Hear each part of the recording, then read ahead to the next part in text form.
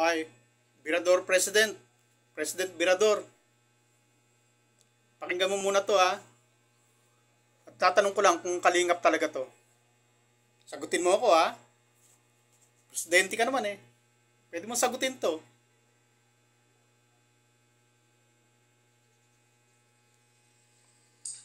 Ano po, mega love shoutout kaagapay mo, kaagapay Jerry, kaagapay Grace, kaagapay Via Vlog, mega love shoutout po. Sana po ay maging malawak pa ang kaagapay. Sana po madagdagan pa po ng member po ng kaagapay para sa paglingap ng mga taong nangangailangan ng tulong. Diba? Langga Rina Maaliw, shout out. Diba? Nagpapasikat kayo. Birador, kilala mo yan? Kalingap ba yan? Isasabihin yan mamaya tungkol kay Kanor na nag-fake news sa'yo. Pinapalabas mo kasi na totoo yung sinabi ni Kanor sa'yo na naghamon ako sa kanya ng suntukan eh. At tapos hindi ako lumabas. Ito ang pakinggan mo. At saka kung gusto mo pa ng pruweba, hanapin mo yung mga video ko at maghanap ka doon ng pruweba na ako ay naghamon kay Kanor, ha? Na magsusuntukan kami sa diet, ha? At tapos hindi ako lumabas, ha? At panoorin pa yung iba ko. Yung nung panahon nasa diet ako nung birthday. Marami yun, nasa diet ako, nasa Talisay ako, diet ako, palibot-libot ako doon, habang naghahantay ng event. Pakinggan mo to. Hindi ko naman sinabing magpasikat kayo. Magpakatotoo po kayo, wag nang makipagplastikan, lumabas din ang totoo. Kawawa naman po dito yung bata talaga. Akala ko po kasi talaga, sinasabi ninyo, na talaga pong mahal na mahal po ninyo yung bata. Mayroon pala po kayong motibo sa pagbibigay po ng mga imbitasyon, galing na po yan sa mga tao ninyo dyan sa loob. May mga motibo pala kayo anong nangyari? May mga motibo pala yung pagpasa-pasa po ninyo ng mga imbitasyon. Ay naku, Kalingap Rab, sinasabi ko po sa inyo,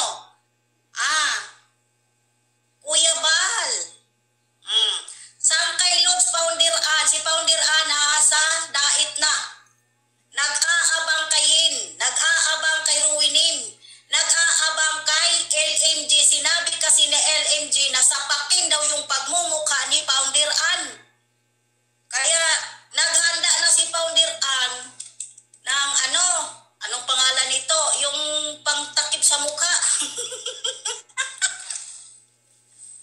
Ako'y Ginoo ko. At si Federico po, naghahanda na pa rin po si Kuya Mel. Kahit saan sulok ka ng daanan pupunta, aabangan ka, hindi ka makaalis ng buhay, Federico. Patay ka. Kasi mayabang ka, Federico. Himbis wala ka ng problema, pupunta at dalawin yung bata, nagkakaroon ka ng problema dahil taga-dait yung hinamon mo. Lalong-lalo na po yung mga kalinga, Federico. Halo-halo yung natin dito. Halo-halo po yung pag-uusapan natin dito, Halo-halo. Narinig mo, Birador President? Siya ang nagbabanta. Sila ang nagbabanta. Yung sinasabong, ba to? Kalingap ba to? Halo-halo. Kasi po, at ginagamit, narinig mo naman, ginagamit ang pangalan ni Kalingap Rab at ni Bal Santos. Narinig mo yung boses niya kanina? Sila ang naghahamon sa amin. At panoorin mo yung video ko para makakuha ka ng tamang impormasyon at alamin mo kung saan lugar ako sa diet nakarating. Kasi hindi ko na ipapaliwanag sa'yo. Mag-effort ka ba? Kasi kikita ka dyan sa pag-ano mo na yan Pag-vlog mo na yan, di ba? Sa pag-live mo na yan. Kikita ka dyan mag-effort ka naman. Maghanap ka naman ng ebidensya. Huwag yung nangingitlog ka lang dyan. At naghahantay ka ng impormasyon na mali. Bakit tayo nakarating kay Kanor? Bakit hindi si Reggie ng reaksyonan nyo? Kung tama ba o mali yung ginawa niya. Dinadivert mo yung issue, no? President Virador? Tapos papakita ko naman yung ano mo. Paririnig ko naman sa iyo yung ano mo.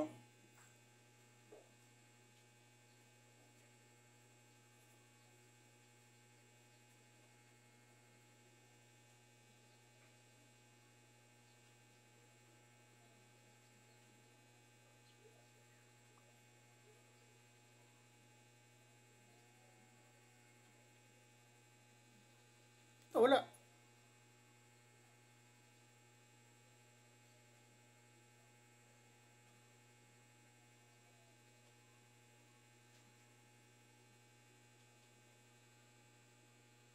Ko po na hinamon ninyo ng suntukan Ayan ka, bago hindi po kayo lumabas. Ang tapang po ba natin ay nandito lang po sa social media or hanggang dyan lang po yung tapang ninyo? Huwag po na hinamon ninyo ng suntukan bago hindi po kayo lumabas. Ang tapang po ba natin ay nandito lang po sa social media or hanggang dyan lang po yung tapang ninyo? Huwag po na hinamon ninyo ng suntukan. Patayin natin. Narinig mo. Narinig mo at nakita mo sarili mo, no? Ngayon, sa narinig mo kay Hasa na nagpapanggap na kalingap, tanungin kita, kalingap ba yan? Ayan, ewan ko kung alam mo. Pero pwede mo sagutin. Pero pwede rin hindi. Ginagamit ang pangalan ni Kalingap Rab, pinagsisigawan. At ni Bal Santos, pinagsisigawan ang pangalan. Pagkatapos, sasabihin nyo, idinadawit ang pangalan ng Kalingap.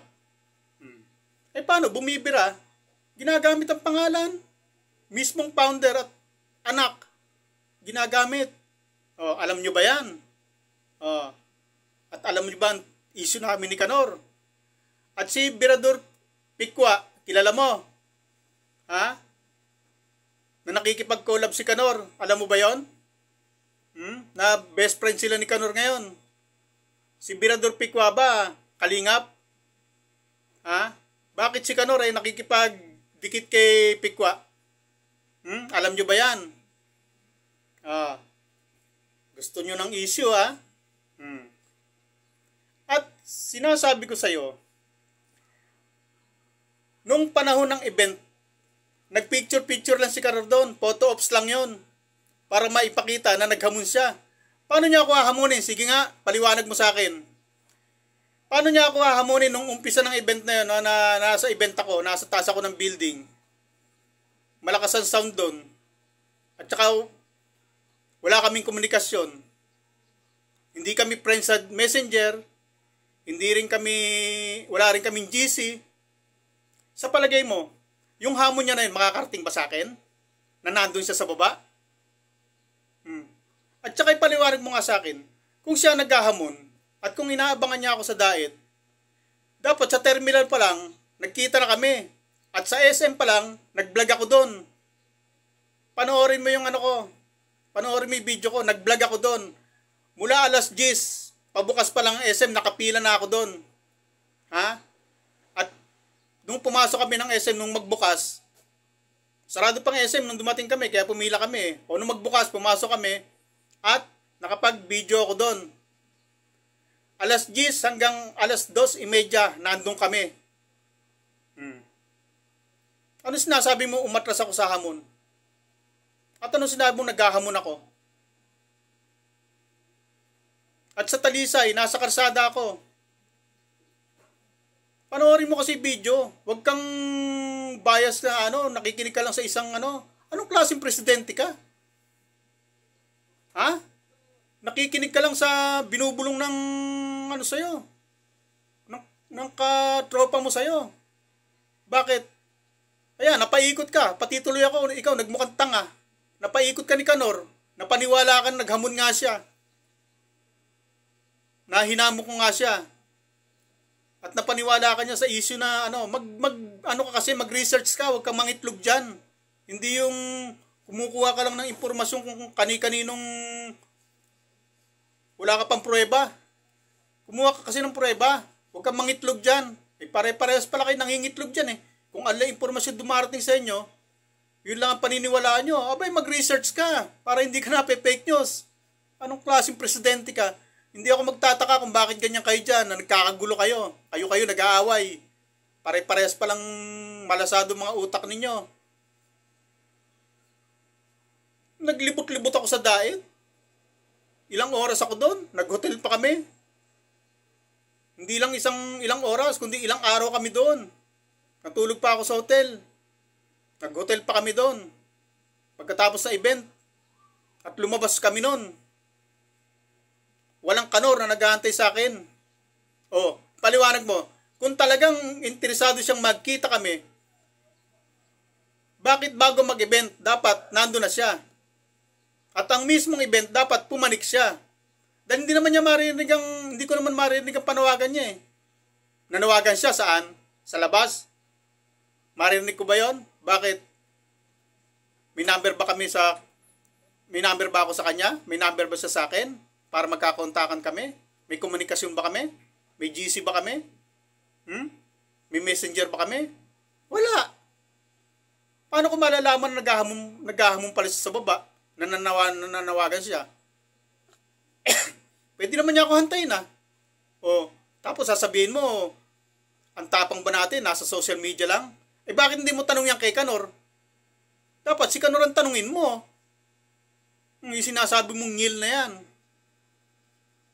O, na sinasabi naghahamon ako ng suntukan tapos hindi ako lumabas. Bakit hindi mo siya tanungin? Kung bakit hindi niya ako hinantay, eh alam na may event, tapos yung panawagan niya, hindi ko naman naririnig. Hindi ko maalam na nananawagan pala siyang nandun siya. Ba't hindi siya nagantay? Alam naman niya matatapos ang event at taga-diet lang naman siya. Bakit? Busy siya, may appointment siya sa Malacanang, sa Kongreso, sa Senado, para hindi siya makapagantay ng ilang oras bago matapos ang event. Eh kung talagang matapang siya, mag-aantay siya. O kaya naman, mag-aabang na siya sa mismong event. Alam naman niya kung anong oras ang event eh. Nakarating nga siya dun eh. Diba? Mag-research ka, mag-analyze ka muna. At huwag mo ako sasabihin, ang tapang ko nasa social media lang ba? Eh bakit hindi mo tanong kay Kanor yan? Kung nasaan ang tapang niya? O bakit nakarating ako ng, ano sabi ni Asa? Inaabangan na raw ako ni Mang Kanor? O ni Ngil na sinasabi mo? At hindi na raw ako makakabalik ng buhay? Mag-research ka muna. Hindi yung nangingitlog ka lang dyan. Tapos pag nangitlog ka, puputak-putak ka. Para kang manok na bagong pangitlog. Uupo ka lang dyan, tapos mangingitlog ka, tapos pagkatapos mangitlog, magpuputak ka. Mag-research ka, boy. Anong klase presidente ka? Eh, hindi ako magtataka nga kung ganyan ang community nyo dyan. Ang gulo-gulo nyo. Kayo nag-aaway. Na-fake news ka ni Kanor, no? Naghamon ako? At kung ako maghahamon, pupunta ako dyan sa kanya. Hindi siya maghahanap sa akin. Ako naghamon, tapos siya ang maghahanap sa akin. Kung ako maghamon, pupuntahan ko siya. Kung nasan siyang lugar. Sila ang naghamon. Naabangan ako sa diet. Hindi lang ngayon yan, noon pa. Nung unang punta ko pa doon, bakit hindi ko raw siya pinuntahan? Bakit? Ba't ko siya pupuntahan? Sino siya? Mag-research ka. President Virador. Hindi yung nangingitlog ka dyan, tapos kukuha ka ng impormasyon, tapos saka ka magpuputak. Sige nga, pakita mo ako ng video. Nahinamon ko siya. Panoorin mo yung mga video ko. Na nagpag-alagala ako sa diet, nag-vlog pa ako doon. At wala akong hinahamon ng suntukan. Ano ilalabo ko suntukan? Sabi ko nga sa'yo, hindi ako ubra dyan kay Kanor sa suntukan. Biko hamonin suntukan yan. Saan ko patatama yan? Sa mukha? Eh, ang kapal ng mukha niya, tatablan ba yan? Sa sikmura? Paano tatablan sikmura? And tibay ng sikmura niyan. Lakas lumamon yan. Kahit anong suntok ko dyan, hindi tatalab dyan. Kaya ba't hamonin ko ng suntukan yan? Yung mukha niya, pag sinuntok ko baka mabudurog ang kamay ko sa kapal ng mukha niyan Virador. Bye-bye.